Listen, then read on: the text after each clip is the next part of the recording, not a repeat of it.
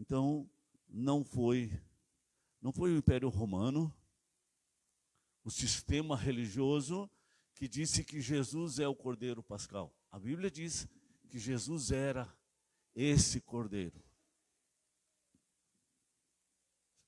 Fazem aproximadamente 2000 anos que Jesus foi morto naquela cruz por nós. Aproximadamente 4000 anos antes da morte de Jesus, Deus vestiu Adão e Eva com uma roupa feita de pele. Para fazer uma roupa de pele, alguém tem que morrer. Então sempre Deus mostrou que para cobrir a vergonha, para resolver o problema do pecado, para realmente proteger o homem, ele precisa estar dentro do plano de Deus. Ele precisa vestir a roupa que Deus lhe dá e não aquela que ele quer vestir. Então isso já foi lá muito tempo atrás. Depois a gente vê Abel oferecendo a Deus um cordeiro. E a gente vê assim que Deus aceita a oferta de Abel e não aceita a oferta de Caim. A gente vê a oferta certa e a gente vê a oferta errada.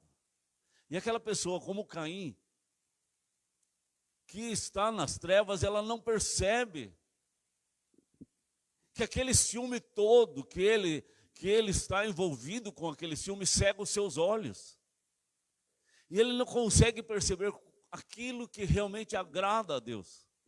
E ele fica muito chateado quando Deus não se agrada da sua oferta. Porque ele está nas trevas, ele está no escuro, ele está cego pelo ciúme. Ele não consegue ver outra coisa. Aquilo tomou o seu coração. Então, aquela oferta de Abel fala do estado do coração da pessoa que está levando a oferta. Como a gente se aproxima de Deus num culto, como a gente vive na presença de Deus, porque as trevas podem estar cegando os nossos olhos e a gente pode achar que está fazendo certo quando não está fazendo certo pela própria cegueira das trevas. Também fala na história de Abraão, que aonde Abraão ia, aonde ele acampava, ele edificava um altar ao Senhor. E ali ele sacrificava cordeiros. Então, aonde ele ia, sempre Abraão sacrificou cordeiros. E esses cordeiros apontavam para o Cordeiro Pascal, Jesus. Então, quando fala assim, Abraão chegava no lugar, acampava, morava em tendas, edificava um altar, fala que ele não se desviava da palavra de Deus, ele não se desviava da presença de Deus, e ele sabia que só tinha uma forma de ele ter mérito diante de Deus, é aquele mérito que Deus desse para ele. Que o pecado dele, que por menor que fosse, por insignificante que fosse, levaria ele para o inferno. E esse mérito que ele teria para poder morar com Deus, a Bíblia diz assim que ele creu que a justiça de Deus foi imputada a ele, foi dada de presente pelo sacrifício de Jesus, mas o sacrifício de Jesus iria acontecer mais de 2000 anos depois. Mas ele cria nesse sacrifício que viria.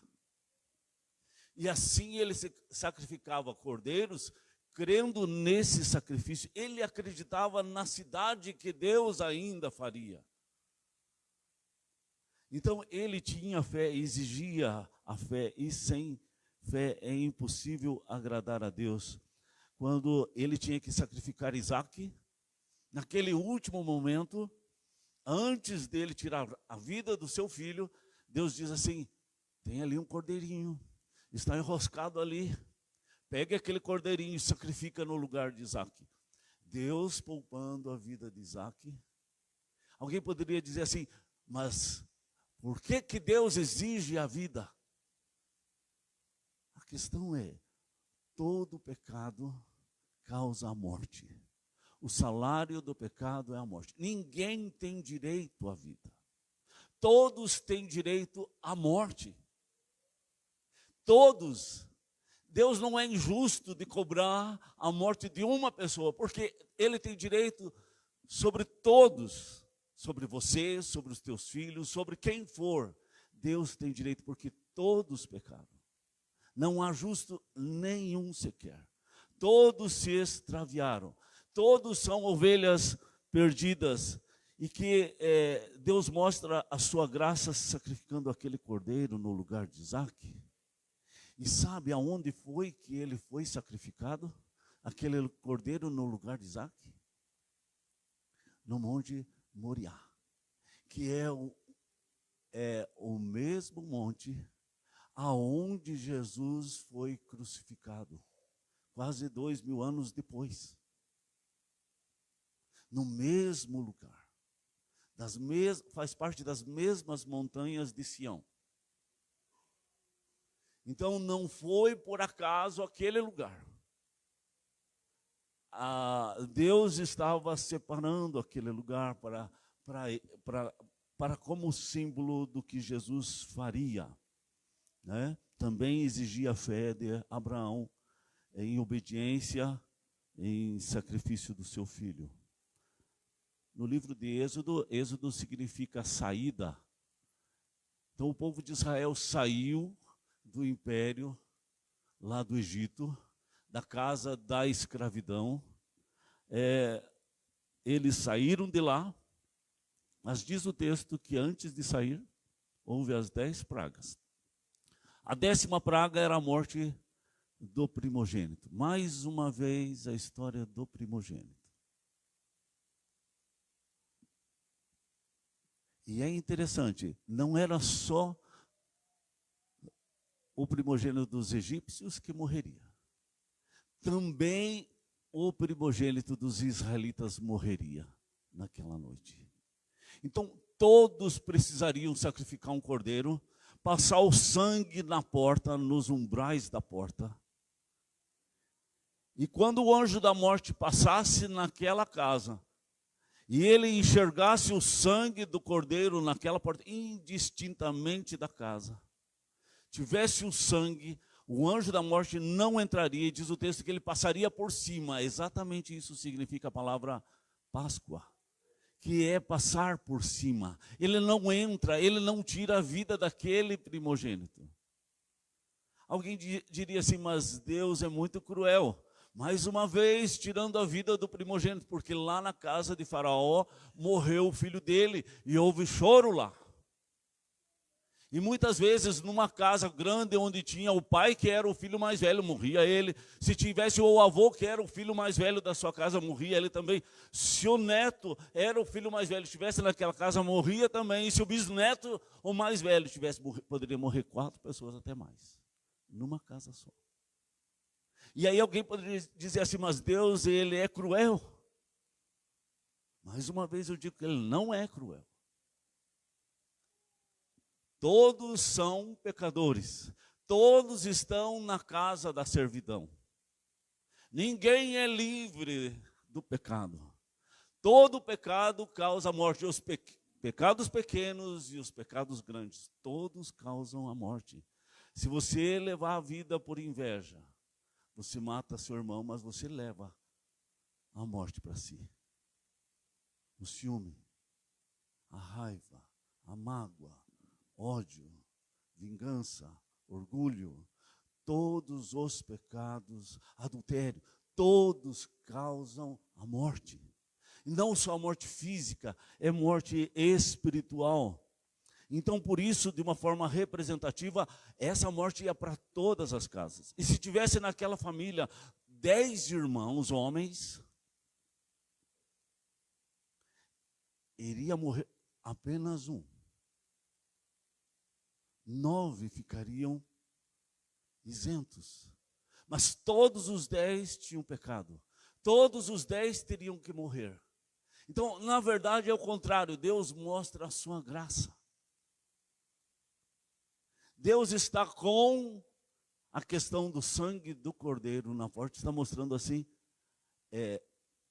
que o primogênito não morreria, mas quando morre, só um ainda é a graça, porque todos teriam que morrer pelo princípio.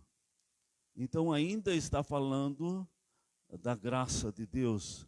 E tudo é um ato de fé, porque passar o sangue na porta é um ato de fé. Então aquele cordeiro, naquele dia, naquela noite, eles iam comer da carne do cordeiro, então ele significava alimento. O sangue na porta era uma marca, era um selo, era um salvo-conduto, né? Era o bilhetinho de vida, era uma chave, era um símbolo, tinha esse significado, e exatamente isso que aconteceu. O anjo da morte passava por cima, e lá não havia morte. Então, tudo isso desde a roupa que Deus fez para Adão. Em todos os anos, em todos os símbolos que aconteceram, todos eles simbolizavam Jesus. João Batista olha para Jesus e diz: Ele é o Cordeiro de Deus que tira o pecado do mundo. O texto que a gente leu, 1 Coríntios 5, verso 7, fala que ele é o Cordeiro pascal. Jesus falou: eu espontaneamente dou a minha vida. Um bom pastor dá a vida pelas suas ovelhas, e eu dou a minha vida espontaneamente. Eu não dou a minha vida assim, com a mão fechada, só lá, em último caso. Não, ele escolheu dar a sua vida porque não tinha outra forma. Claro que era em último caso, mas não era uma mão remissa. Ele cumpriu à risca cada palavra da Escritura. Toda palavra que havia sobre isso no Velho Testamento, ele cumpriu. Os Salmos, capítulo 16, o verso 10, Davi falava assim: Deus não vai permitir que o seu santo veja corrupção. No Novo Testamento, eles pegam esse texto e dizem: o túmulo de Davi está ali. E ele viu corrupção. Mas ele estava falando profeticamente a respeito do Messias, que não veria corrupção. E o corpo de Jesus não viu corrupção. Jesus ressuscitou dentre os mortos. Então, ele é o único que entra na morte por vontade própria, e é o único que sai do império da morte por vontade própria. Ele tem autoridade para entrar no império da morte e nos arrancar do inferno e da morte por vontade própria, e ele tem autoridade para fazer isso. Alguém diz assim: mas por que ele tinha que morrer numa cruz? Não teria como ele entrar no império das trevas sem ele morrer. Ele teria que ter passado pela morte. Teria que ter aquelas 3 horas lá na cruz de escuridão, onde ele entraria no inferno e nos tiraria, em termos espirituais. E a prova disso que também é quando seu espírito vai ao Pai, ao terceiro dia, ele traz de volta ao seu corpo.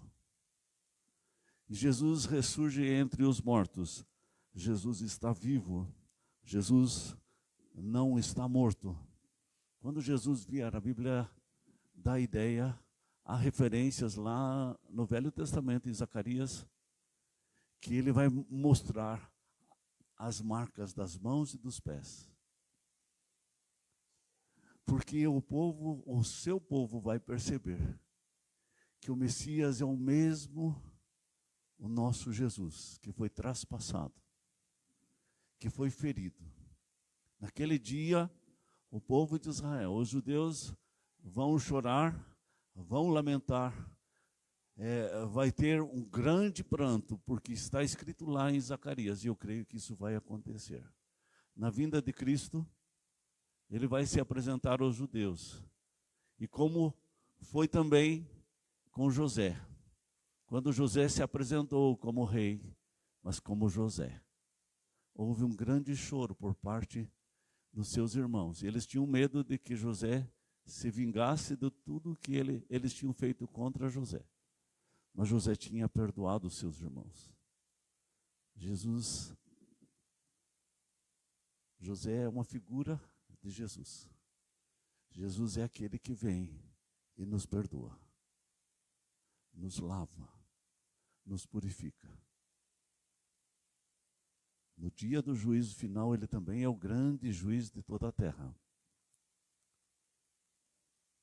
Da sua boca sai fogo que vai destruir tudo. Nada sobrevive a ele. No entanto, esse mesmo que é fogo destruidor, hoje ele é amigo, ele é companheiro, ele é aquele que diz assim: eu amo minhas ovelhas e dou a vida pelas minhas ovelhas, eu vou até a morte por elas, eu sou crucificado por elas, e eu vou ressurgir por elas também, e ele ressurgiu por elas. Então ele prometeu, ele cumpriu. E tudo que ele prometeu, que ainda não se cumpriu, vai cumprir. Aí temos que saber assim, qual que é a tua parte?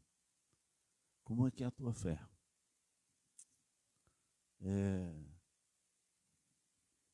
Como é que é a tua entrega? O teu dia a dia? A tua vida?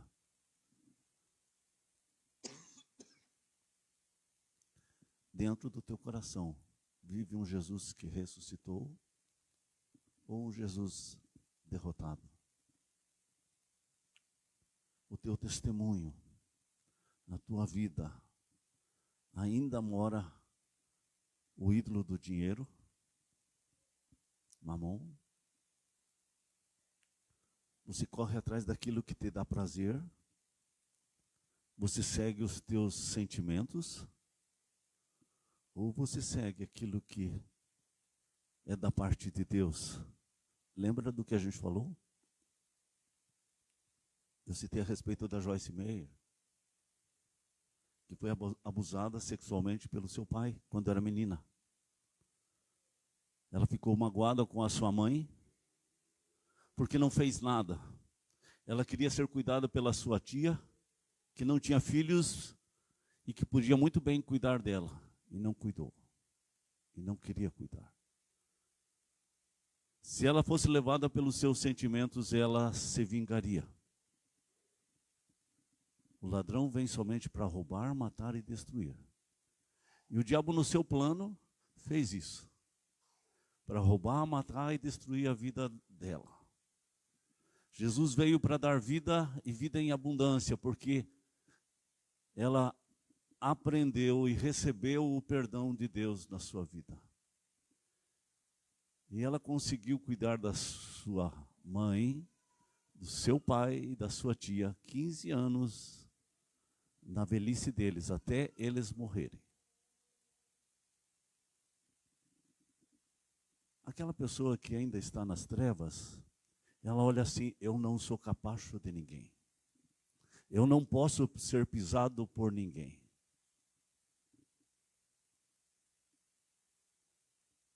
Eu não vou cuidar do meu pai. Veja o que ele fez. Eu sou vítima. Ele é o mal da história. Então que ele vá num asilo. Minha mãe, que não fez nada por mim, ficou do lado do meu pai, também vá para o asilo.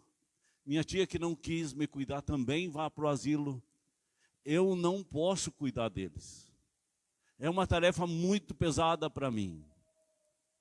Essa é uma questão de ainda continuar nas trevas. A gente precisa saber quem que a gente está ouvindo.